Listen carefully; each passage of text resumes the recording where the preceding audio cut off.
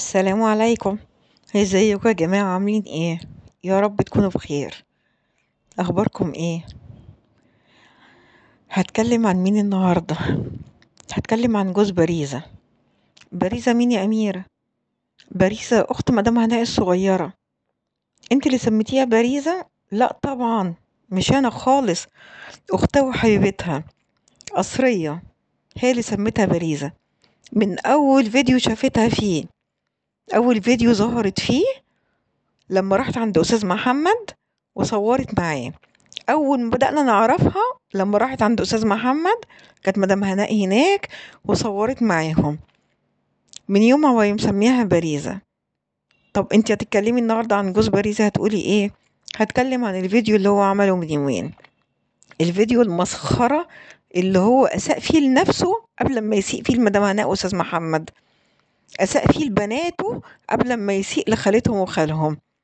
يعني أنا مش عارفة بصراحة حسبها ازاي. طب يا جوز باريزة، انت ما خدتش رأي باريزة قبل ما تطلع الفيديو دوت؟ والله يلا يا على رأي فراولة واحدة واكلة ناسها، هتاخد رأيها في ايه؟ بدأت الفيديو بإشادة بالحاجة فاطمة: لحم كتافنا من خيرك، وعملتي وعملتي وعملتي. في ديت انت عندك حق، ما هي عملت اللي انت ما عملتوش. انت كنت راجل طول بعرض، الاسم راجل داخل خارج على مراتك، وكنت بتنيمهم على البلاط هي وبناتها. لا للأمانة، هي اللي جابت سراير بمراتب بفرش، هي اللي سترتكم، هي اللي نيمتكم على سراير. انت لما جيت قلت لحم كتافنا من خيرها، انت كان معاك كل الحق ساعتها. ايوه طبعا، دي حقيقة ما اقدرش ان انا اتكلم عنها. ايوه، كل التقصير اللي انت قصرته مع مراتك وولادك، هي جت لمت لك الدنيا كلها. اه طبعا، ده انت تقول وتقول وتقول. دوت في الجزء اللي يخصكم في علاقتها بيكم انتوا. جيت بعد كده اتكلمت مع مدام هناء، قعدت قلت كده كلام كده غريب ملوش اي ستين لازمة، وكلام ما اقنعناش، وكلام قذر، كلام قذر زيك، كلام زبالة زيك. يا شرشوحة، يا وسخة. تحب أقول اتجوزتي ازاي؟ تحب أقول مين اللي راح لم الفضيحة؟ انت بتلمح لإيه؟ بتلمح لإيه؟ هنجيب أقصى تلميح، أقصى تلميح، ودوت طبعا حاجة ولا حتى ربع حتى في المليار. بتلمح لإيه؟ إن مدام هناء مثلا أخطأت مثلا مع الدكتور زوجها قبل الجواز، هنقول كده؟ طب خلاص ماشي ماشي، هنقول إن هي عملت كده.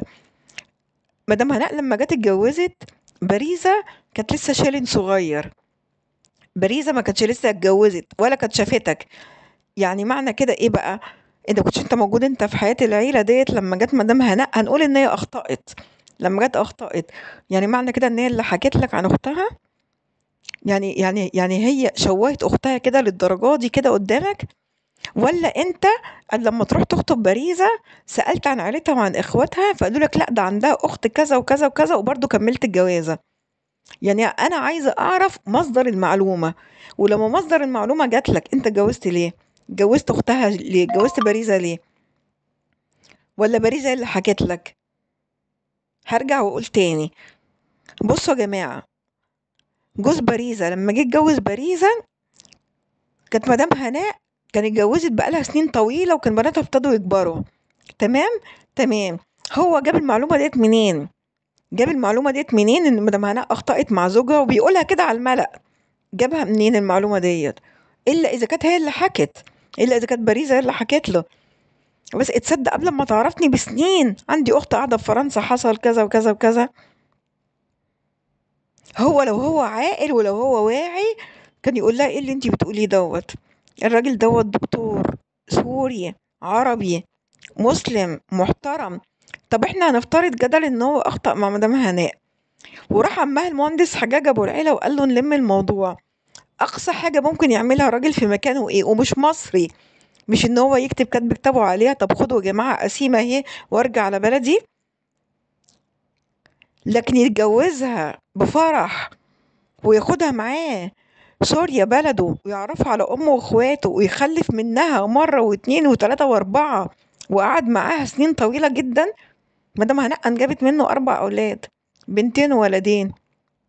الولدين توفاهم الله، والبنتين ربنا يحميهم يا رب، ياسمين وفيروز. يعني هو ازاي عمها يروح يتوسل له ويبوس ايده وشه وظهر زي ما القذر دوت يا جماعة ما قال في الفيديو، وازاي الدكتور هياخدها معاه؟ وبعد ما خدها معاه سوريا وخلف منها 4 مرات، لما راح عشان خاطر يحضر الماجستير والدكتوراه من فرنسا، ما هو برضه خدها برضه معاه. يبقى كل دوت كان في نيته من أول لحظة إيه؟ الجواز الدائم، جواز العمر. بس الجواز والطلاق يا جماعة بإيد ربنا، مش بإيدينا إحنا. تم بينهم، حصل بينهم الطلاق، بس علاقتهم طيبة، علاقتهم، وإحنا قبل كده شفنا لهم كذا فيديو مع بعض، حاجات كلها بخصوص البنات بتقعد بكل احترام وهو بيقعد بكل احترام. ايه التشنيع القذرة اللي انت شنعتها ديت؟ شايفة باريزة؟ شايفة بيتكلم على عرض اختك كده علني كده ازاي؟ طب انتي قبل كده سكتي للاغراب، هتسكتي له وهتفوتي له؟ ان شاء الله باذن الله واحده من بناتك يطلع بكره منها جين من جينات بسياده المستشار حجاج ابو العيله، وتقول لك ايه اللي انت قلته ده في يوم من الايام على خالتي. اصل مستحيل يعني التلاته هياخدوا جيناتك انت لوحدك، اكيد هيكون فيهم حد من اصل طيب ومن عرق طيب، دورة اللي يقفولك. طالما امهم الزباله ديت ما قالتلكش لا عيب تطلع تتكلم كده على اختي. طول الفيديو البغل البغل البغل البغل على أستاذ محمد. الحاجة فاطمة سدت دين البغل اللي طلبه، سدت دين البغل اللي طلبه، سدت ال1000 جنيه. طب انت كنت متوقعة ايه يا باريزة؟ كنت متوقعة ان هو مش هيطالبك بيها؟ ده انت كل يوم والتاني منزلة منتديات ومنزلة فيديوهات شكر في اكتر واحدة بتشتم عليه، اللي مسميه مش عارفة خميس ابو ايه، مسميه مراته عطيات الايه، مسميه بنته فايزة البايرة الايه. يعني انت كنت متخيلة ان هو مثلا هيكافئك يقولك خلاص خلي ال1000 جنيه ليكي؟ ده انت كل يوم مدح في اللي طالعه سباه وسب اولاده وسب بناته. انتوا متخيلين ايه؟ انتوا بتفكروا يا جماعه ازاي؟ انتوا مفيش ضمير كده خالص؟ مفيش ضمير؟ قسما بالله ده احنا دمنا اتحرق واستفزينا جدا جدا من الفيديو بتاعك دوت. لا وطالع تقول لها يا خدامه يا خدامه يا خدامه، طب ما انت ايه؟ طب ما انت غفير. انا اسفه يا فندم، مش انا برضو اللي قلت، ده اختكم قصريه اللي قالت، هي اللي قالت الغفير جوز باريزه، وباريزه متجوزه غفير. قال لي باريزة أم لصنص حقوق. وانا اشك طبعا مستحيل كميه الاخطاء الاملائيه واللغويه والنحويه اللي عندها وعندك انت كمان تكونوا انتوا جامعين ولا مؤهلين. ماسك الخدامه الخدامه، واطلع اقول يا خدامه، واطلع اعمل يا خدامه. انت غفير، انت غفير، ما انت طلعت ولا نزلت انت غفير. انت ايه؟ في نهايه الفيديو بتاعك طالع عمال تقول ايه؟ في خلال ايام بحضر لفيديو تاني هتكلم فيه عن فضايحها هي والبغل اخوها، واتكلم فيه عن موضوع الارض. انت مال اهلك انت ومن موضوع الارض؟ انت يخصك في ايه موضوع الارض؟ انت وريث؟ انت دمهم ولحمهم؟ انت حيالله جوز اختهم الصغيره اللي هم منشقين عنها ومنشق عنهم. انت مالك انت باي صفه انت تتكلم عن موضوع الارض؟ انت مالك؟ بص يا باريزة، قسما بالله قريب جدا جدا جدا وبأسرع ما يمكن هتعرفي ان انتي غلطتي غلطة عمرك لما جيتي طلعتي الأسرار لواحد زي دوت. وعلى فكرة انتي هتعملي فيديو وانتي اللي هتطلعي تقولي كده، وانا هطلع اشمت فيكي واطلع اقولك جالك كلامي. انا قبل كده قلتلك اول واحد هتتباعي، اول واحدة هتتباع انتي. يوم ما هيبيعك انتي. ابتدى يعمل قناة على لحم اخواتك وعلى سمعة اخواتك وعلى دم اخواتك وعلى عرض اخواتك. انتي تقدري تتنفسي ولا تجيبي سيرة اهله؟ تقدري؟ لا طبعا، ده انتي تاخدي بالجزمة القديمة على دماغك. انتي ازاي تسمحي ازاي ان هو يطلع يتكلم على اخواتك كده ولاد امك وابوكي كده بالطريقة ديت؟ طب حتى يا شيخة، حتى رايح حتى رحم التربة، طالع بيقول لاختك، بيقول لها انا هحكي للناس كلها ان انتي اتجوزتي وفضيحة، وان عمك هو اللي لم الموضوع وراح راح للراجل اللي اخطأتي معاه كان عمال يتحايل عليه عشان خاطر يلم الدور. انتي موافقة ازاي على حاجة زي كده؟ ازاي؟